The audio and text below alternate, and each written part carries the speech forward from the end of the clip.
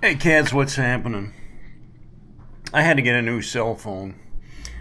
The old one seen better days, and it kind of went kaput on me, so I had to get a new one. And I did that through my provider, which, they're good about giving you a new phone as long as you stay on their service. But I don't know if you've ever got a new cell phone before, but trying to, get the new one activated and the old one shut down is not an easy thing to do. At least not for me. I'm a little bit, technologically disabled, and it was a super pain in the butt. Number one, when you go to initiate these phones, you're talking to a bot. You can't talk to a real person. It's and I was confused. The first thing it said is they want a IMEI number and a serial number off the phone. Okay, I'm like, I got two phones here. Which one do you want the serial number off of, and where do I find a serial number? They said, well, you take the back of the phone off and it's by the battery. How do you take the back of a iPhone off? It's beyond me. I mean, I didn't even know it was possible, without a hammer and a chisel. So I'm confused. I'm like, okay, where's the serial number? How do I find it? So they said, well, it shouldn't be too hard to find. Well, I find the serial number for my old phone. The new phone wasn't even turned on yet. And they said, no, that's not right. They said it's for your new phone. Well, I said, I haven't even turned my new phone on yet. You want me to turn it on? Well, so I turn on the new phone, but it wants me to do all of the initiation things, like language, pick English, Spanish, Dutch, whatever.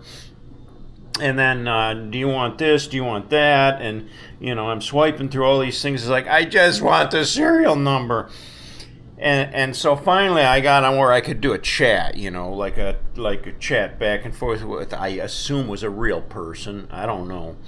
And I said, I'm having trouble finding this serial number and this IMEI number, whatever it is. They said, well, it's like a 16-digit number. And I said, well, I can't find it anywhere. And they said, well, did you try looking on the back of the box? I'm like, the back of the box? I'm like, yeah, the box that the phone came on. So I pick the box up, I turn it over, and there in a little microscopic print that you need a magnifying glass is the serial number and the IMEI number that they wanted. Why didn't they tell me that to begin with? It could have been so simple.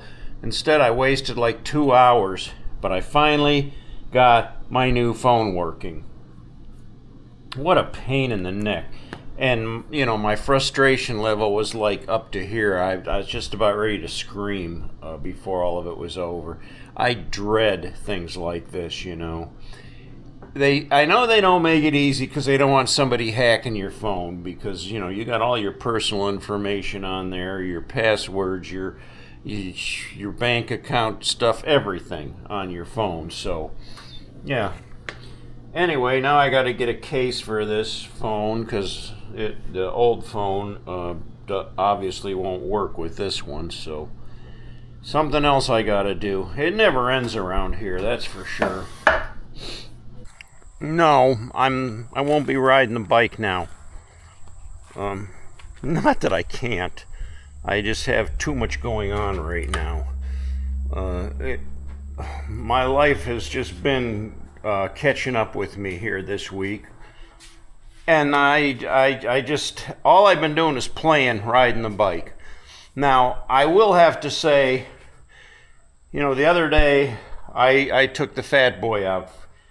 I felt bad for her just sitting here collecting dust. So I left the Ultra and I took the fat boy out. Wow. What a difference. I've been riding this one for probably over a week now, almost every day. And the power and the comfort level is just night and day to this fat boy. So I didn't know what I was missing. But there are some pros and cons to both of them. The one thing I've talked about is that this Ultra is a heavy, very top-heavy motorcycle. And I mean, it probably weighs as much as a small car. And you don't want to, lay it down or have it fall over. Now, if you've ever been over to my place, you know that I've got this gravel driveway. And you can see this is like pea gravel, and it's in areas where it doesn't get trampled. Like, here's where the tires of the car go. And it's compacted down pretty tight. And the same going out the driveway there. But there's other areas, like over in here, where this is just like marbles. It's just loose gravel. It moves around. So, like I said, if you've ever been over here on a motorcycle,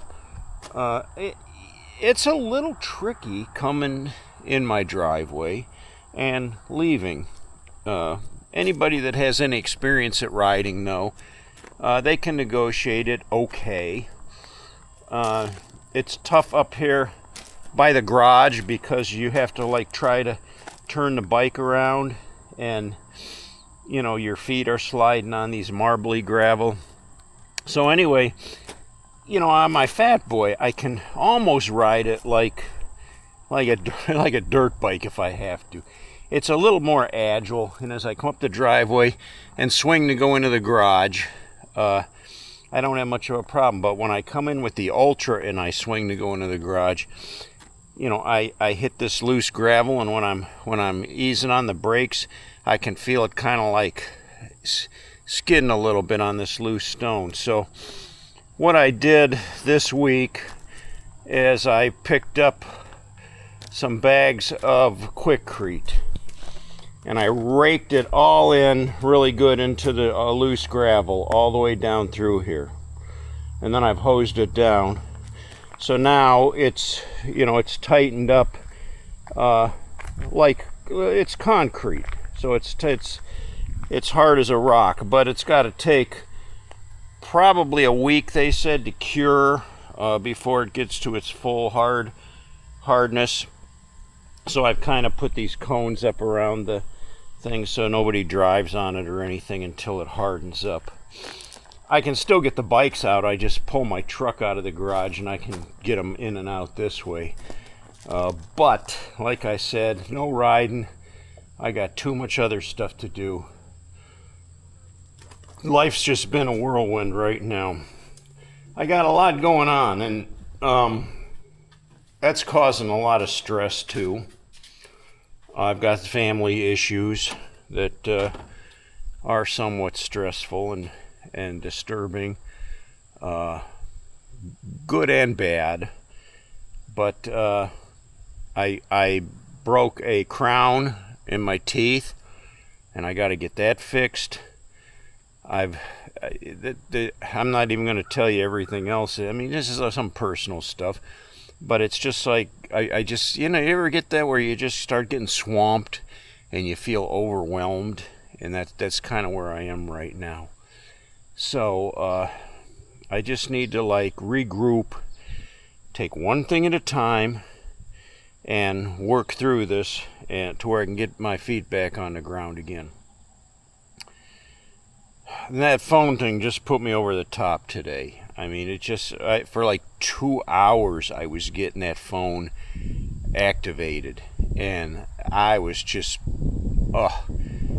I mean, you just get to a point where you just want to scream, and that's where I was. That's exactly where I was. I got another camping trip coming up, so I've got a lot of prep work to do on this. I got to flush the water system out and put fresh water in it. Make sure the refrigerator's working again and get it ready to roll. That's something, and I look forward to the camping because it's like stress relief. but building up to it, you know, with everything else going on,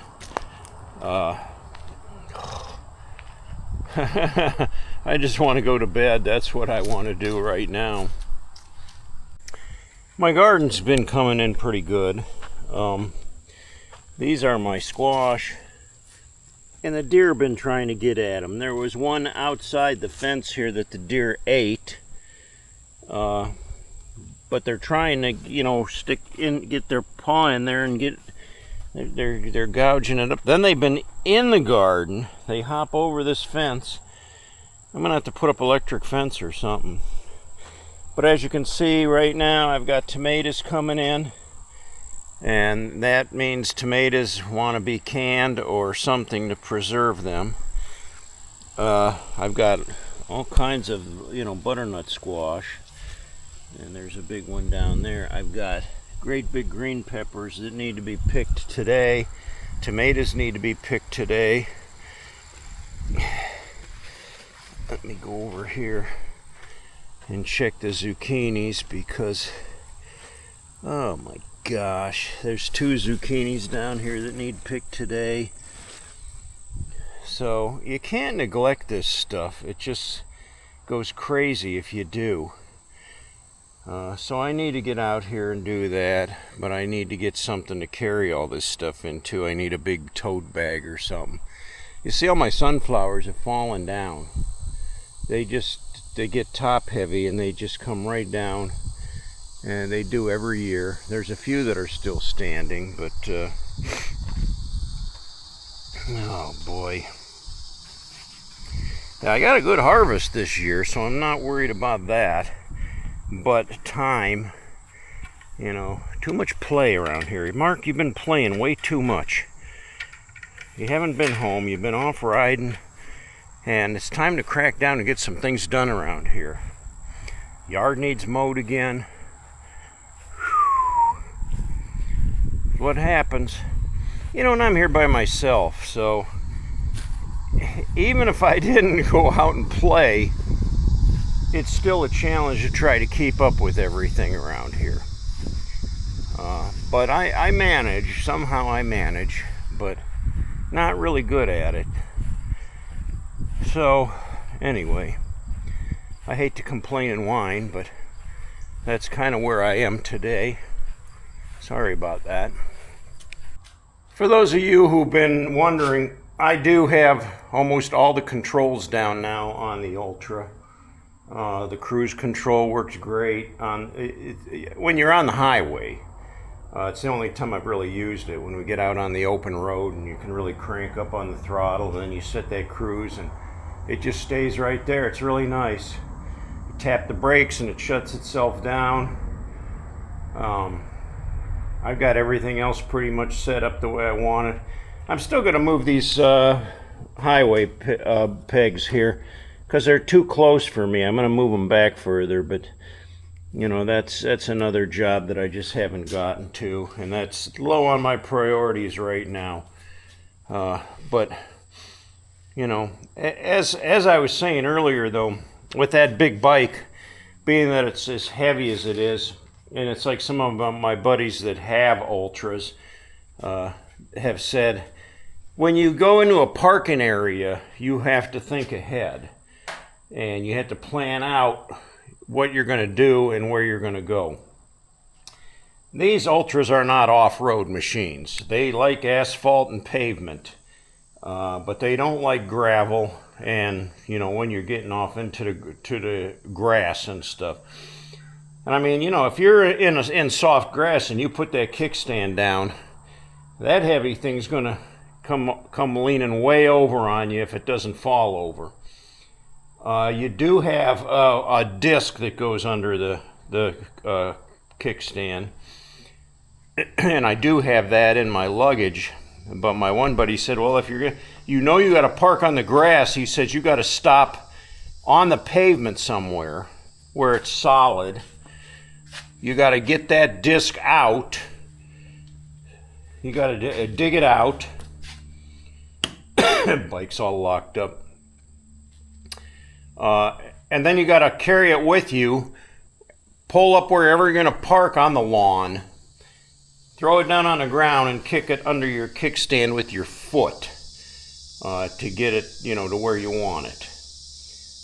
And then lean the bike over on that pad. And then when you go to leave, you obviously can't reach down and pick, at least I can't, I'm not limber enough to reach all the way down over the edge and pick up that disc from under my kickstand. So what you got to do is you got to, get the bike up, drive around, park the bike on solid ground on asphalt or concrete or something, and then walk back and pick up your disc and put it into your luggage bag. So I haven't even done anything like that yet, and I would hope that, from here on out, wherever I take the Ultra, I would have solid ground to park it on, so that, I don't have that worry of it tipping over. It does need washed again. I can tell by looking at it, it's got dust on it from being out on the road. It's got some bug splatters on the fairing, the headlights, the front fender. So it needs another bath, but I haven't done that yet. I don't think I'm going to be riding much this week just because I got too much going on. I'm overloaded. I do need to get out on the mower, but I don't have time for that today. I've got to get out to my garden and pick some vegetables and load those up and then figure out what I'm going to do with them. If I'm going to can tomatoes, if I'm going to donate stuff to the neighbors, what am I going to do with it? But I don't want it to sit out there and spoil either. So, yeah.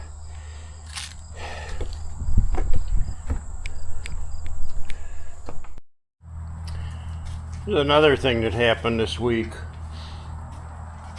I had taken her car into the shop a couple months ago because the air conditioner wasn't working, so they replaced the compressor and got it working again. Well, then I had it in the garage. I didn't drive it, and I was working on it, cleaning it up, putting the new wheels on it and the spoiler and doing the different things to make it look a little sportier. And the air conditioner wasn't working again. So I took it back down to the shop, and fortunately they did all warranty work on it, so I didn't have to pay for that. But it was in the shop like for a week while they were waiting on those warranty parts to come through. So I just got it back yesterday. So that was another thing that was like, causing me some stress.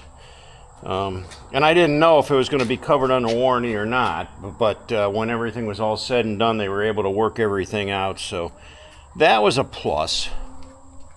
Well, here's today's haul from the garden, and all these tomatoes.